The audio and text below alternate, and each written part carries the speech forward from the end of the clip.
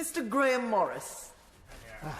Thank you, Madam Deputy Speaker, and I would just like to point out that a number of honourable and right honourable members wish to speak or make interventions in this debate, but due to the constraints of virtual participation, that hasn't been possible. But I did say I would mention my good and right honourable friend, the member for Bootle, who sadly lost his grown-up daughter last year, who passed away, and offer my condolences and indeed respects to everyone who is suffering such grievous loss and seeking to cope with it. I did want to thank Settled Care, Crew's Bereavement Care and Sue Ryder. These charities have helped me prepare for this debate, but are leaders in their field, supporting people to cope with bereavement of a family member or friend. The whole nation is mourned. Today, Madam Deputy Speaker, you reminded us at 6 o'clock the passing of Captain Sir Tom Moore. But indeed, because of the pandemic, over 100,000 deaths have occurred, leaving thousands to cope with the challenges of bereavement. These issues have never been more pressing, and I want the Minister to respond to 3 specific points. The first is in relation to the bereavement standard, the second in relation to digital death certificates, and the third in relation to statutory bereavement leave. These are the 3 issues that the charities supporting grieving families have identified as being the most important. Currently, we lack cross-governmental coordination and focus on these issues. Issues of bereavement run across several government departments, including health, work and pensions, education, justice and business. I'll give way to my honourable friend. Mr. Speaker, thank the Honourable Gentleman for giving way, and I spoke to him beforehand. This is an issue that grieves us greatly. Does the Honourable Member not agree that in these dreadful days, when people can't attend to wakes and the normal stages of grief, that more than ever there's a need for support and care for those who grieve in these awful dark days, losing their loved ones from COVID, from cancer, from accidents, and those who can't bear it anymore? There really is a need to do better. I'm grateful for that intervention, I absolutely agree, but there are some specific things that we can do, this House and indeed the Government can do in relation to the bereavement standard. And I'll give way to the Honourable Lady too, who's also indicated she'd like to make an very intervention. grateful to the Honourable Member for giving way, and I congratulate him on securing this debate. Would he agree with me, however, that although there is work clearly being done in the private sector around the bereavement standard, and also the government's Tell Them One service, we still are getting too many clumsy mistakes when we are dealing with the grief? I had a constituent who received a letter from the DWP addressed to his wife to tell her she was no longer eligible for ESA because she had died. Does the member agree with me that we need to do more? Thank you. I do completely agree with that, and I want to develop those arguments, and I'm willing to take one more intervention, but I do want the Minister to respond. I'll give way to the right honourable gentleman. Well, I wanted the honourable gentleman to get all his interventions at once so his flow can continue. But he'll know that I'm chairman of the relevant APPG, and I wonder if he could add to his list of demands for the Minister the provision of vaccinations for frontline funeral staff and PPE similarly, and also a clearer line about the policing of funerals. There are some suggestions that funeral directors are being held liable for enforcing rules, sensible rules on funerals. We need greater clarity on that too, and I'm very grateful for him to giving me the opportunity to make those points. I'm grateful, and as always, the honourable gentleman makes eminently sensible points, born out of his experience with the all-party group. The 3 suggestions or demands that I've put forward are those that are identified by the 3 charities I mentioned earlier, but certainly, personally, I do agree with those things, vaccination, funeral arrangements and so on. But I would like to ask the Minister to look at this issue of cross-governmental coordination and improved focus on these issues. I understand the Honourable Member for Mid Bedfordshire is often identified is the Minister for Bereavement. And you know, I'm delighted that we've got the Minister, the Honourable Member for Sutton and Cheam. But we certainly need a clear ministerial lead on bereavement to ensure that there is proper coordination on the issues raised by his honourable friend and others. Otherwise, bereaved families will continue to slip through the net and to be passed from pillar to post, which is so distressing and frustrating. A bereavement standard would benefit business and the bereaved, providing a clear, concise and consistent process to close accounts when a loved one dies. The bereavement standard would establish, firstly, an agreed time frame for companies to respond to bereavement inquiries and settle outstanding customer balances. You'll be aware that the existing arrangements, the Tell Us Once service that the Honourable Lady referred to, only applies to the public sector. It doesn't apply to private companies, to utilities and banks. Secondly, a bereavement customer care email channel, a dedicated channel for each company to directly handle such cases and avoid customers waiting on calls. And thirdly, the standardisation of paperwork needed to close an account with a view to accepting, and this is a really important point in this age that we live in, digital documents wherever possible. Now, I know the Minister in his reply, or I anticipate he's going to refer to the excellent bereavement standard that already exists in the public sector. But, Madam Deputy Speaker, the Tell Us Once service is working well, ensuring that bereaved people do not have to go through the trauma of telling every single government department that they've lost a loved one. But we need exactly the same in the private sector, covering banks, utilities, insurance companies and more. A standard process across all organisations and companies, specifically trained staff dealing with bereavement, and an agreed timescale to close accounts and resolve issues. There's nothing more distressing than when such inquiries drag on for months and months. At one of the most challenging times in life, I hope we can all agree, and this is a cross-party issue, I'm not seeking to make a party political point here, I do hope that we can all agree that families shouldn't have to spend hours going backwards and forwards with companies waiting for months to close an account. Indeed, research from Settled and Cruise Bereavement Care show the vast majority of bereaved people describe the administration processes as time-consuming and stressful. And a quote found it traumatic, especially having to phone so many individual companies and to repeat time and again, my husband, wife, father, mother has died, and have to keep repeating that. The single most important action the government can take, Minister, to support families would be to introduce a digital death certificate. This would enable families to close accounts quickly, initiate probate and engage specialist services like Settled to deal with the administration following a death. When asked to introduce digital death certificates, in a written response, a Home Office Minister responded, "There is currently no provision in law to issue a death certificate other than in a paper format." However, Madam Deputy Speaker, I think we're all aware. I'll give way to my honourable friend. I'm incredibly grateful for the honourable gentleman for giving way and congratulate him on giving a powerful speech. Does he agree with me to call on the government to issue clear guidance for families who have lost a loved one who suffered from industrial diseases, such as the many miners that myself and him will represent, to make sure that those families will receive the compensation they're entitled to?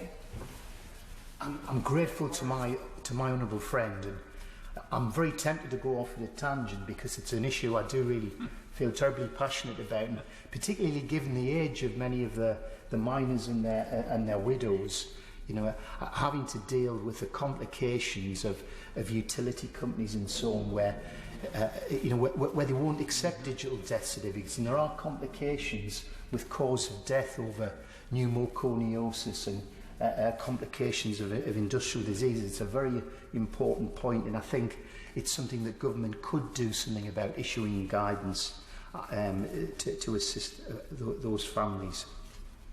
So there's currently no provision to issue a death certificate.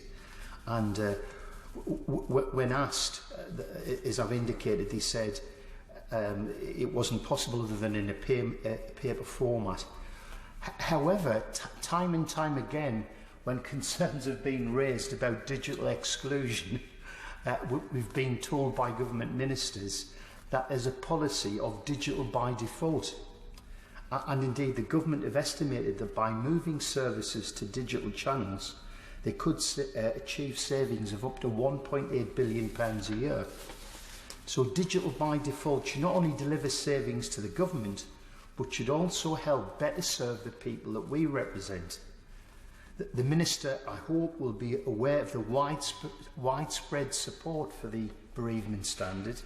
A YouGov poll shows that 80% of the British public agree with all three of the proposed bereavement standard elements. And indeed, an early day motion tabled by yours truly, number 818, has been signed by 53 members of Parliament from 8 different political parties, including, I think, the members here today. And almost 92,000 people have signed a petition by Settle Care, Cruise Bereavement Care and Sue Ryder.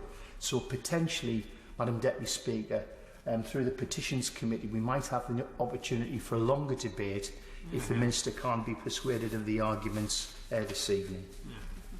Fundamentally, this is a debate about care and compassion. Bereavement is a life experience that at one time, sadly, it will affect all of us, each and every one of us. Coping with the loss of a loved one requires time and space to grieve. Some companies, to be fair, show immense care and compassion to employees at such times. However, not all companies do. Madam Deputy Speaker, bereavement and death are the ultimate equalisers, both of which will come to us all. The pandemic, the scale of the loss, a nation in mourning should focus all of our minds and give us the strength to act. We have an opportunity to create a caring and compassionate system, one that can assist bereaved families at the most difficult times that they will experience in life. So, Minister, I ask for a positive response and a promise of progress on the 3 issues raised today, namely the bereavement standard, digital death certificates and a statutory bereavement leave. Thank you, Madam Deputy Speaker. Thank you. Minister. Thank you, Madam Deputy Speaker. I'd like to congratulate the Honourable Member for Easington for securing today's debate and the interesting way that he's framed the 3 asks. Can I also echo his words for the and condolences for the Right Honourable Member for Bootle following the loss of his daughter? I know that must be so painful. And it is a pertinent issue, this debate. So I'm so grateful for the Honourable Member for bringing it to Parliament and continuing his work on this area. We've heard the painful impact of bereavement on individuals and families. We've seen this over the last year in particular. And I sympathise with anyone who's been in the position of losing a loved one. It's deeply painful to lose someone who's played a special role in our lives. It's the sad truth that we all experience loss and bereavement in our lives, and so the Honourable Member speaks for many of our personal experiences. This inevitability doesn't make those feelings easier to manage, and many of us will feel overwhelmed with the sense of loss. But it highlights the importance of ensuring consumers dealing with bereavement face the minimum amount of difficulty as they carry out their necessary business. It's intuitive that we want to improve the bereavement process to make dealing with the accounts of the deceased more efficient and streamlined. After all, it's time that can be better spent on handling our emotions and continuing with our day-to-day lives. I'm grateful for the many companies who already excel in supporting consumers in vulnerable positions, particularly those who are experiencing bereavement. But the Honourable Member has spoken from the heart, and I'm grateful for him to continue raising the awareness of the issues facing consumers. We're all aware of the far-reaching impact that COVID-19 has had on our lives and the suffering it can bring, whether that's personal loss of loved ones or simply hearing about the virus's mortality rates in the media. The Chamber may recall I'm all too familiar, unfortunately, with the heavy toll that coronavirus has taken, like many people in this House. My mother sadly died just before the first lockdown, and 2 uncles have died. And I was interested to hear the Honourable Lady, the member for Barnsley East, talking about industrial diseases. My father actually died of mesothelioma following inhaling asbestos when he was doing his apprenticeship on the docks. But unfortunately, that was in Yangon and Glasgow, so it's difficult to work through that process, even more complicated. But it's important that in those complicated situations, we do see what more we can do to help them. But there's people around this country at the moment are supporting one another during this trying period, friends, families, charities and businesses, and we must reach out and thank them, take the opportunity to thank them. It's a trying time as well for many in business, yet many continue to excel in meeting the complex needs of consumers. There's so many firms across the sectors that offer emotional training to staff, dedicated channels for the bereaved and clear access to information. I'm grateful to those businesses for supporting their consumers during an already stressful time. But bereavement isn't one moment in our life, it's a deeply personal experience. We can live with bereavement all of our lives and feeling various degrees of emotions at any one given moment. It's important that we acknowledge this when we respond to the issues facing those experiencing bereavement. Closing accounts and settling estates is a small snapshot of that experience. The government continues to support those dealing with loss across the piece. Due to the excess numbers of deaths, especially now we've reached that tragic point of 100,000 COVID-19 deaths, an increasingly complex grief for many people due to disruptions to normal grieving processes, we expect a significant increase in demand for bereavement support during the medium to long term. So we're taking a cross-government approach to support bereavement services, as the pandemic highlights the essential work these organisations provide and the significant strain that they're under. Where a bereavement is particularly debilitating or is likely to have a longer-term impact on an individual's mental or physical health, they have access to our excellent National Health Service. In May 2020, the government announced £4.2 million of additional funding to mental health charities and charities providing bereavement support. That was part of a £750 million package of support for the voluntary sector announced by the Chancellor in April 2020. As part of our support for those experiencing bereavement, the government continues its commitment to improve outcomes for consumers in vulnerable positions. Bereavement is the prime example of how we can all be vulnerable at some point in our lives. The government frequently works with regulators to ensure coordinating support for those in vulnerable positions, whether the consumer is struggling to pay their bills, suffering from a medical condition, or struggles to engage with the market in some way. Those regulated sectors rightly recognise bereavement as a vulnerability, and regulated firms are expected to treat consumers fairly, with dignity and respect. Many of them do meet very high standards in this regard, and research shows that consumers often receive excellent, compassionate service from their providers when dealing with end-of-life administration. There are numerous provisions made by the regulators to embed this good practice across the essential service sectors. In energy, Ofgem are committed to protecting consumers in vulnerable circumstances and have comprehensive consumer protection framework in place. They work with a flexible definition of vulnerability, enabling a spectrum of consumers to seek the necessary support from their provider. Ofgem have explicitly mentioned bereavement as a personal circumstance that can put someone in a vulnerable circumstance. Firms are therefore expected to treat consumers experiencing bereavement fairly and compassionately, as many do, and that is a trend across the sectors. Water companies are expected to better identify and support customers in circumstances that make them vulnerable, including bereavement. Telecoms are expected to be dynamic in their approach to vulnerability and treat consumers fairly and appropriately, responding sensitively to changes in circumstances such as bereavement. I will go away. Sorry. I'm grateful to the Minister for giving way, and can I just say that the standard is enormously variable. I'm losing what little hair I've got left, Madam Deputy Speaker, in a row with the telecoms company. Yeah, it's so difficult to even speak to a human being at times. Wouldn't it be advantageous to the companies concerned to have a simpler system that works for consumers? 80% have indicated in a survey that they don't think the current arrangements are satisfactory. And would the Minister consider giving free passage to a private member's bill, not necessarily from me, but maybe from the honourable member on the government benches, to allow free passage to this proposal? I thank the honourable gentleman, and there are always going to be stories, and it's important that we work through those stories and that evidence to work with regulators, and I'll come back to that in a second. But the good work that is already being done, and I do appreciate his case that he cites, but it's important that we do welcome the good pieces of work from the independent regulators. The government also welcomes industry innovation, particularly when it addresses such pertinent issues. So it's important that we recognise the work that is done by regulators and businesses to improve outcomes for the bereaved. But there is still more work to be done, as the Honourable Member has just pointed out. And I'm grateful for him for seizing the initiative. It's essential that we give these issues the time and attention that they deserve. The deeper our insight, the better equipped we are to explore options that are most valuable to the consumer.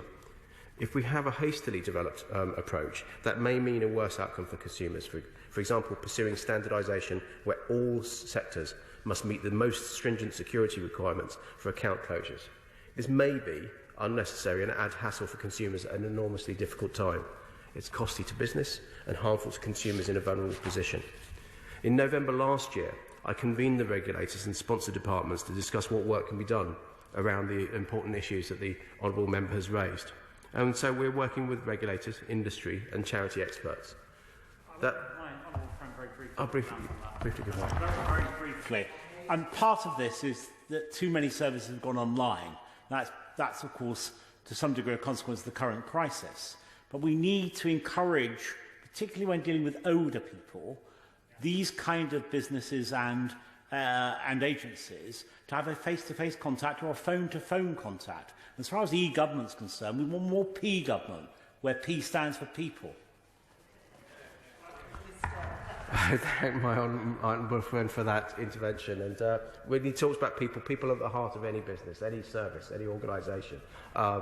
We cannot, whether it's E or P, we cannot lose the personal in this. But this is exactly the kind of work that I want to continue with our regulators and sponsor departments to make sure that we can raise these issues, develop our understanding, and therefore put in any necessary action to support businesses in delivering that caring, simple processes that bereaved people need. I can assure the Honourable Member that improving outcomes for bereaved consumers remains a priority for government. So the Honourable Gentleman talked about two other issues as well as the standard. He talked about the digital copies of death certification as well. The clarity for businesses and consumers to allow the business markets to function more effectively. The government is working with regulators to understand what we can do more to provide more clarity or confidence for firms on the use of digital copies of death certificates. Just for the record, to avoid conflating concepts, it should be noticed that digital death certificates don't exist in themselves. Digital copies of death certification refers to scanned copies of documents. He also talked about bereavement leave. I hope you will welcome with me that the Jack's Law that came into force last year, the parental bereavement leave and pay. It's a good start. I know he wants to go further, but bearing in mind this is a statutory minimum. When we look at workers' protections, workers' rights, which has been subject to debate over the last few weeks, all of these things are statutory minimum. I know as a former employer, someone that's run businesses myself, just doing the bare minimum is not a good business practice. You invest in your people, and so we always ask employers to be able to go further. The government is working to better understand what issues, problems bereaved consumers persistently face in the essential service sectors. We support and value the good work that these regulators in these sectors have done and are doing on these issues, and know that many businesses already offer bereaved customers both compassion and efficient service. We remain committed to the improving outcomes for all consumers experiencing vulnerability, including those facing bereavement, and we will continue to work through the issues that the Honourable Member has raised and carefully consider his suggestions. We also encourage all businesses to treat all consumers with compassion and understanding, particularly when those consumers are faced with emotional hardship, and we do thank those who are already doing exactly that. But I'd like to just close by thanking the Honourable Member once again for his contributions to the debate, and the other members and Honourable Members and Right Honourable Members who have intervened and contributed to the debate. And also thank everybody who continues to work hard to raise awareness of issues facing consumers dealing with bereavement and loss. Thank you, Madam Deputy Speaker.